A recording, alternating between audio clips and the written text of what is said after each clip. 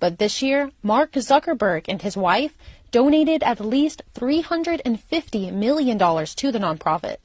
The money was then granted to local elections offices.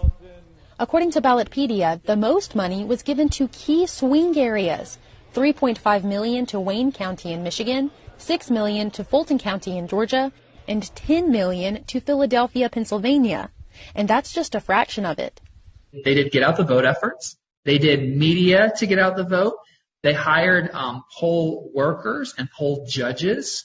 And so, like, I mean, if you think about that, like, what if we went into criminal court? I used to be a prosecutor, and we had, Facebook money essentially paying our judges. Like, is that something is that the kind of thing that we want?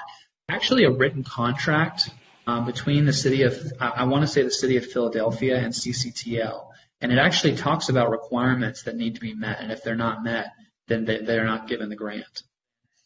So I think the drop box is a good example, right?